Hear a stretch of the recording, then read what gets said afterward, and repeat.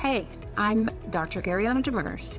I'm an orthopedic sports medicine surgeon, and I have successfully integrated orthobiologics into my busy practice so that I can provide a continuum of care and treat patients who are in the gap. The gap is this gray area in orthopedics where standard conservative treatments have not been effective, but surgery may not be warranted. And we usually tell our patients, come back when it's worse. What? These are your patients coming to you for help. Orthobiologics is that solution that can fill the gap and help you treat your patients who are in your office looking to you for help. Orthobiologics can also be an excellent treatment for frustrating problems without good surgical outcomes. This podcast will help you create the orthobiologics business that will make you love your job again. We will focus on the value of orthobiologics, patient selection, how to talk to your patients about money, office setup, and other logistics. If this is something you've always wanted but don't know where to start, join me in the Business of Orthobiologics podcast. Hi, welcome to PRP Research. We'll be covering mounting evidence in favor of PRP use, results and expectations, dosing and concentration, my top 5 applications. This is an overview of the evidence to support PRP use by application. We'll start with knee arthritis. And this first study is out of ESCA. This is in 2022. This is a randomized controlled trial with an N of 610, and this is PRP versus saline. PRP fared better than saline up to 60 months. And it was shown to be chondroprotective with less loss of joint space at 60 months. The next is the Archives of Orthopedic Trauma Surgery out of 2020. This is a meta-analysis of 30 randomized controlled trials. This is level 1 evidence, N of 3,463, showing PRP better for knee arthritis versus placebo, steroid, and HA at 3, 6, and 12 months. Our next study is hip arthritis out of OJSM 2021. And this is a randomized controlled trial of hip OA, an N of 42 with 2-year follow-up. In this study, it showed 50% advanced to total hip arthroplasty in the HA group and only 15% progressed to total hip arthroplasty in the PRP group.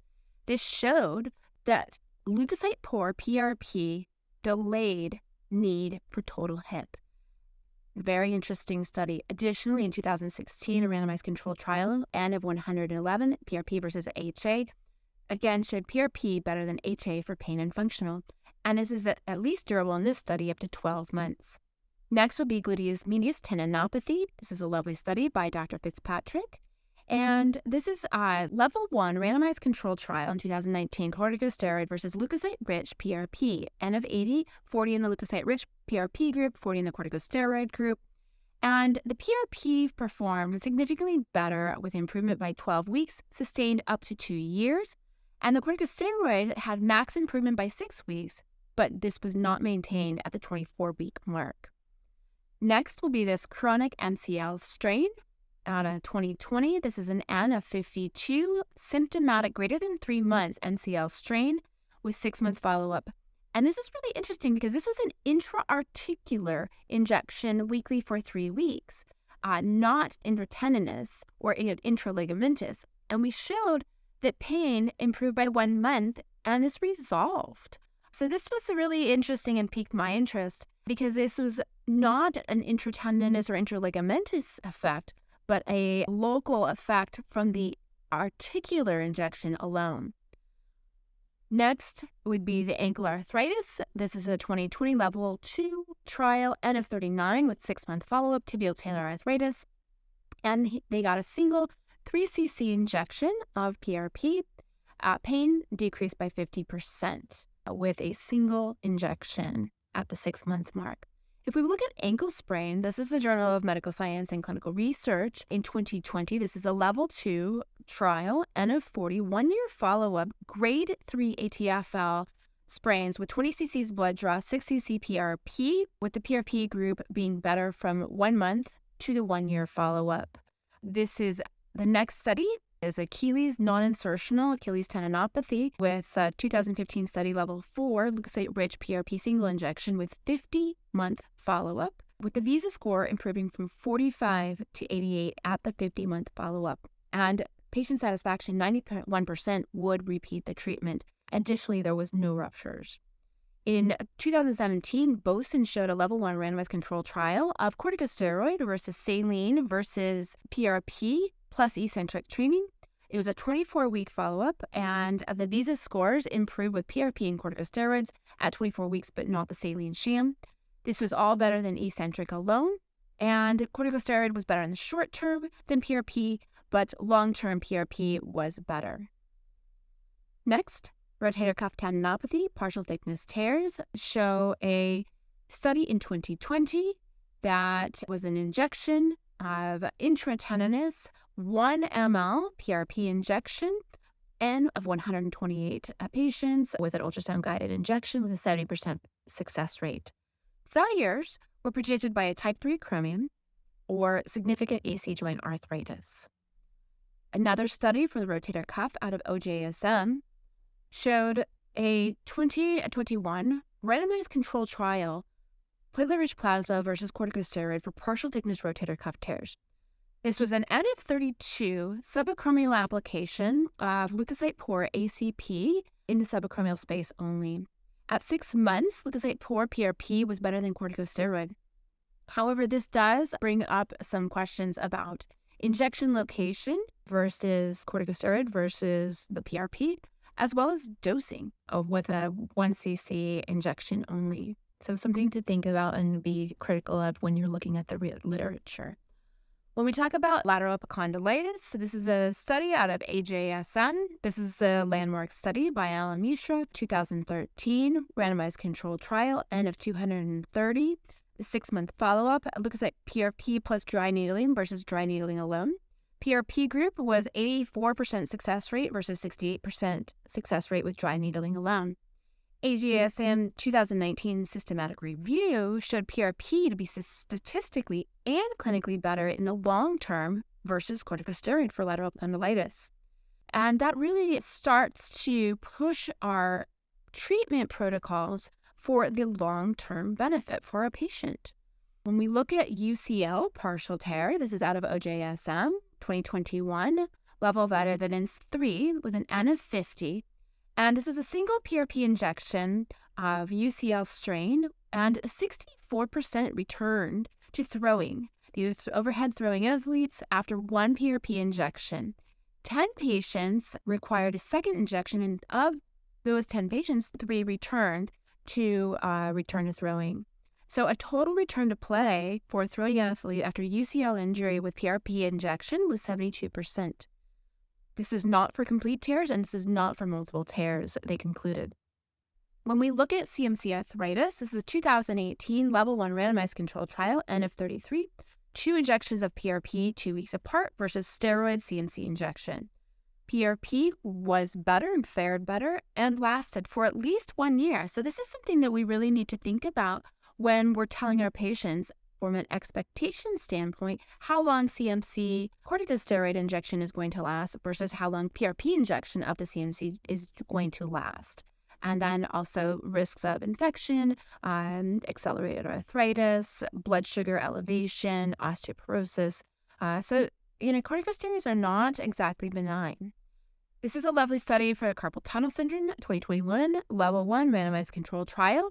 There were 26 patients with bilateral carpal tunnel syndrome. They received corticosteroid injection versus 3.5 mLs of PRP, and PRP performed better at every time up to the 1-year mark. Now, these are some other applications that you may or may not be aware of. This is caudal epidural support in 2020, showing level 1 randomized controlled trial of 60 ml blood draw of leukocyte-rich PRP versus corticosteroid caudal epidural. And PRP was deemed to be not only safe, but better than corticosteroids from the 3-month to 6-month mark. We do have a sacroiliac joint, TJD. This was a 2020 study, level 3 evidence of ultrasound-guided SI joint injection of PRP. They did have a 2-point pain decrease from 1 month to 1 year and 10% functional improvement. However, I do think this is worth noting that this is an ultrasound-guided injection. This did not have confirmation from fluoroscopy that this is actually intra-articular. And sometimes we all know SI joint injections can be quite frustrating, even with fluoroscopy, even in the best hands. So really something to consider from an outcomes perspective, that we do have to be concerned about whether or not the platelet-rich plasma injection was actually intra-articular or was it just intraligamentous from an expectation standpoint. We also have evidence for lumbar disc using PRP, leukocyte-rich PRP. This is out of the Journal of Physical Medicine and Rehab in 2016 with Dr. Greg Lutz. N of 47, intradiscal PRP, leukocyte-rich versus contrast as control. And the PRP was better with pain and function at 2 months. And these results lasted at the 1-year mark when rechecked. Now we need to talk about the fact that all of these show a significant improvement or a benefit from platelet-rich plasma, but we also have safety. These are showing significant improvement in safety, and there's been no adverse events reported with autologous blood-derived therapies that have been administered for orthopedic pathology. In the reviews of the available safety data, it's generally concluded that there is inherent safety of the injectate as it is an autologous injectate. The most common adverse event is a short-term pain at the site of injection, often attributed to those pro-inflammatory cytokine profile of platelet-rich plasma. Sometimes there's been a concern for introducing bacteria to the injectate during the processing process of both platelet-rich plasma and PL, but platelet-rich plasma does appear to be inherently antimicrobial due to the content of white blood cells. And additionally, there's been no reports of infection after PRP or platelet lysate injections that's been published. When we talk about FDA requirements, although the equipment that's used to produce PRP and injections in general have been cleared by the FDA, PRP injection is still considered investigational and has not been officially approved by the FDA for most uses. That being said, since PRP is a substance that is derived from one's own blood, it is definitely not considered a drug, and then thus it is exempt from those FDA regulations. When we talk about dosing and concentration, we say, well, what about that JAMA article, those 3 JAMA articles about the randomized controlled trial, the RESTORE trial out of Australia, that concluded that PRP was not better than saline for patients with mid-grade knee arthritis? Now, if you dig deeper, what this actually shows is that the technique that was used was a concentration of 1.2 times baseline, which is not actually technically considered PRP. And the dose that was shown was 1.6 billion injection dose per week, which is significantly lower than the usual recommended dose. And even if we did 3 doses weekly, this would still be lower than the 5 billion level. And this does appear via their trials that this is insufficient to treat knee arthritis. What this study was quite helpful is clarifying that dosing does matter and really should be considered. Unfortunately, their conclusions that PRP is not beneficial for osteoarthritis applications was not borne out in their research study. Additionally, if we look at the 2021 PRP versus corticosteroids for that partial thickness rotator cuff tear, we really have to be critical of the injection location, where PRP was intratendinous and subacromial, whereas the corticosteroid was subacromial only. This is an N of 99 patients at a level 1 study, leukocyte poor, 1.6x, 10 cc blood draw. And we really do have to be critical of this and say, is this appropriate dosing? PRP had better pain and function at 3 months, but equal at 1 year. And so when we look at these studies, this also applies to the fact that really dosing matters and needs to be taken into account. And the research needs to be critically appraised as to what it's actually showing, and you can't just read the abstract. So that concludes my talk on that portion. Next up will be the top 5 applications. So where to use PRP based on the evidence? These are my top 5 applications. There's overwhelming support for use in osteoarthritis, tendinopathy, and ligament applications. My first is knee OA. Second would be a shoulder, a rotator cuff, partial thickness tendon tear. Third would be gluteus medius, a partial tendon tear or tendinopathy. Fourth would be lateral epicondylitis. And then fifth is a tie, MCL versus UCL of the elbow. And there's good support for a carpal tunnel syndrome, lumbar disc disease, ankle arthritis, and CFC arthritis. I think we have another. We do have to have some specific considerations for knee arthritis. We have to consider whether it's leukocyte rich or leukocyte poor. For intra-articular joint injections, we have found a more favorable outcome for leukocyte poor PRP. Leukocyte poor PRP activates more of the anti-inflammatory and fewer of the pro-inflammatory cytokines while still delivering an adequate concentration of platelets. Alternatively, leukocyte-rich PRP showed less favorable outcomes for synoviocytes. This was out of the AJSM study in 2014. Additionally, we recommend a leukocyte-rich for tendon or ligament applications, as we have seen improvement out of Amlin Mishra's study, but also other studies showing leukocyte-rich is more applicable for tendon and ligament applications. So when we're talking about concentration, this is an increase from baseline, so factor X from baseline. Unfortunately, everybody's baseline is variable and not reproducible.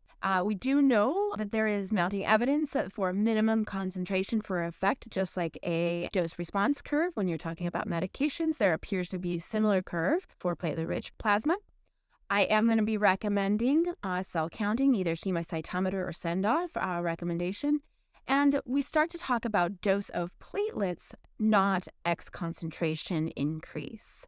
But if we don't have any studies or we're not collecting data on our baseline concentration of platelets, then really an X factor increase for concentration has no significant bearing. And really, we should be testing baseline platelet to test numbers as well as PRP platelet to then decide how many platelets we have per ml, and then we can also indicate how many mLs per application for a final dose. There is not currently agreed data on dosing. We do need more data points on the dose response curve, but there are some indications for knee OA that 10 billion is an effective dose for pain relief, and it is chondroprotective from Bonsall in Scientific Reports in 2021.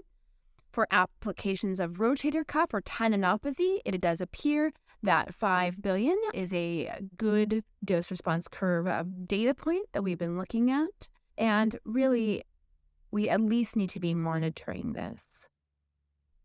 So, research guides treatment. We have research, we have candidacy, and this shows good outcomes when we know exactly what we're talking about as far as dosing, as far as classification. We still don't have a single classification system to be able to compare PRP studies and draw our conclusions for our patients. But hopefully these level 1 and level 2 evidence studies at least give us a really good place to start. It's imperative to classify and report the specifics on how your PRP was prepared, what dose you quantified, and technique of injection, whether it was guided or unguided. Please collect data on every single one of your patients and know what you're injecting to compare against the literature for expected outcomes.